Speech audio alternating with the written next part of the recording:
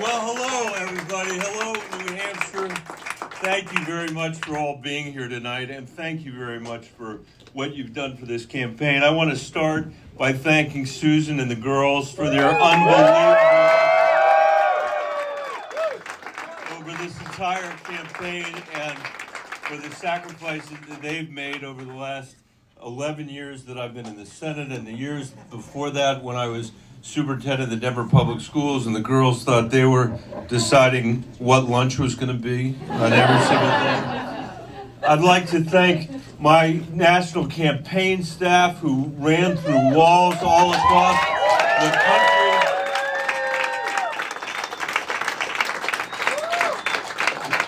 There were never as many of them as some of the other campaigns, but they were a mighty force to be reckoned with. I also want to thank my Senate staff for their incredible work and their leadership over the last decade. I got three. There's so many people that I will thank in the coming days, but I wanted to mention tonight my predecessor, Gary Hart, who is nothing but a source of inspiration. My friend and mentor, Dick Celeste, who came out here and knocked on doors for me.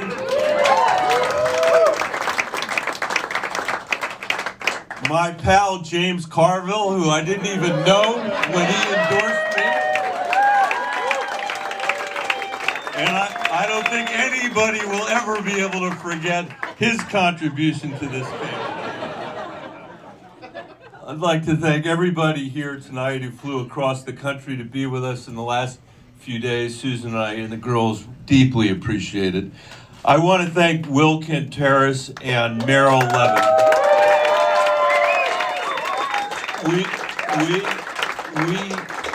We would have been lost without them, and because of their friendship and because of their leadership and because of their efforts, we were able to introduce ourselves to the state of New Hampshire, and I just can't tell you how much I appreciate it, and I think we've made some lifelong friends. And speaking of New Hampshire, I love you, New Hampshire. I do. Whether you knew it or not, we were having a great time together. And I said over and over and over again how much like Colorado, New Hampshire is. It's a complicated political state. It's a swing state. It's a state filled with thoughtful people who take incredibly seriously their responsibility, so seriously that today they were less decided than they were 6 weeks ago. But they've decided tonight, and tonight is not going to be our night, but let me say this to New Hampshire, you may see me once again. So, thank you.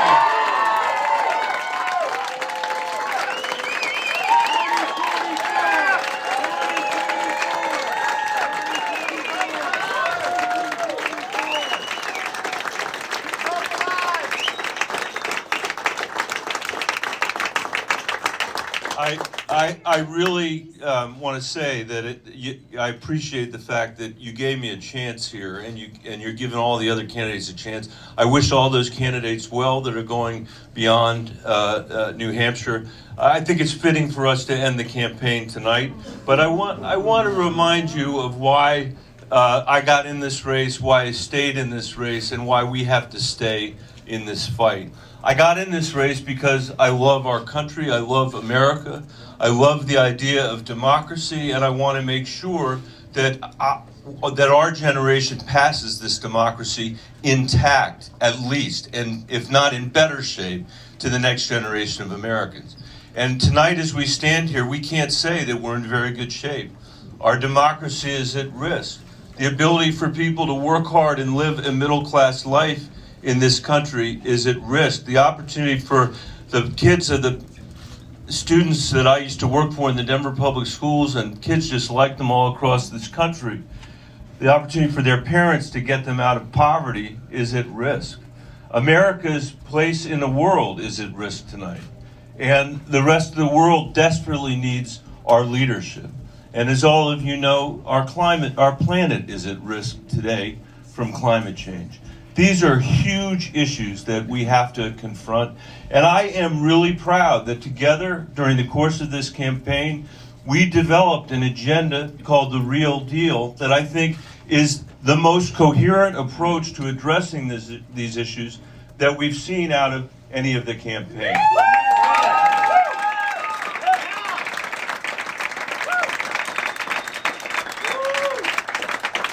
And I look forward to carrying that out of New Hampshire and carrying that into the future. What I know about that agenda, because it was written by a team of people that have been working hard to represent a swing state in this country, is that any Democrat in America can, from the top of the ticket to the bottom of the ticket, can run on that agenda. And I think that's thank you. And I think that's an agenda that can get us the White House, and as James Carville would say, 55 seats in the Senate. And that's an agenda that's worth fighting for. So I feel nothing but joy tonight as we conclude this particular campaign and this particular chapter. I am going to do absolutely everything I can do as one human being to make sure that Donald Trump is a one-term president.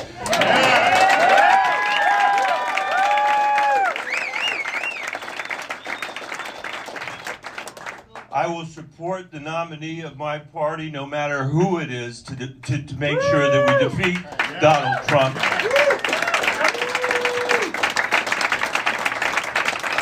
But we can't stop there. As I said, all across this state, and I've said all across the country, it's not just about who's in the White House. We've got to win a majority in the Senate, and I will campaign all over this country to make sure we win that majority in the United States Senate.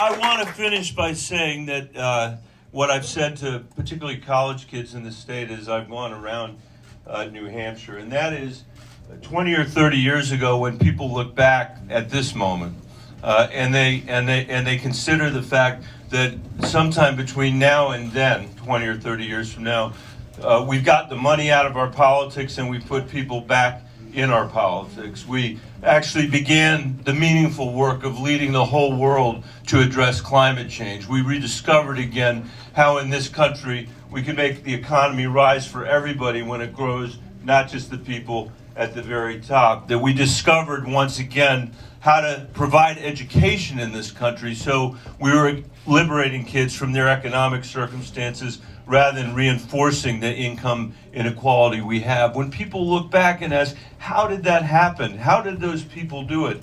I think they're going to look back at this moment and there's going to be some college campus somewhere where they decided that every single person on that campus that was eligible to vote would cast their vote, and in fact cast their vote. And that universities all over the country looked at that and saw it could be done, and that they'd set a new standard for what it meant to be a citizen in this republic. And if this country starts to vote at 70% instead of at 50%, there is no issue that we won't be able to address together. So I want you to be optimistic tonight. You have to be optimistic tonight.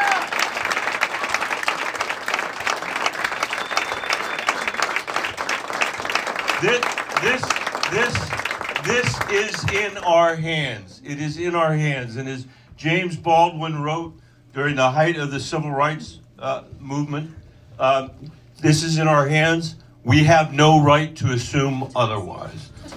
Thank you for all.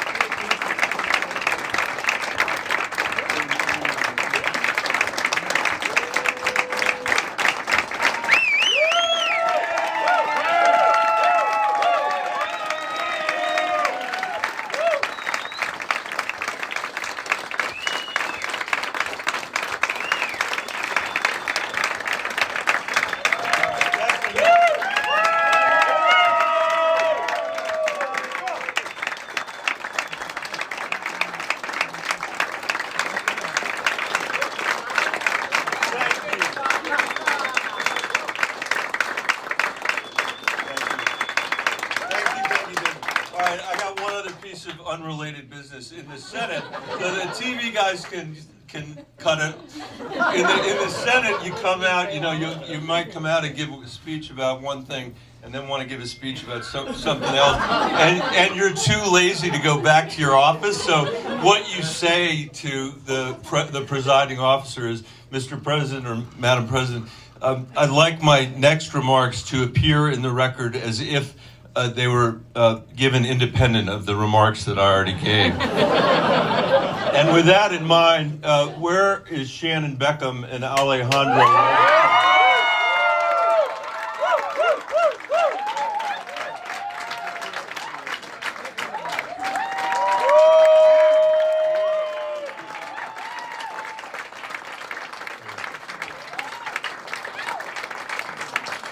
So,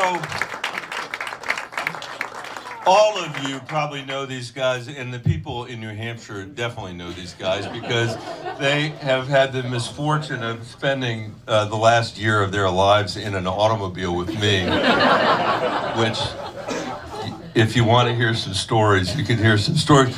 But what we always knew about this night is that this night is each of their birthday. And so I thought it would be appropriate to end this by singing happy birthday to Alejandro and Shannon. Happy birthday to you. Happy birthday to you. Happy birthday, dear Helen. Happy birthday to you.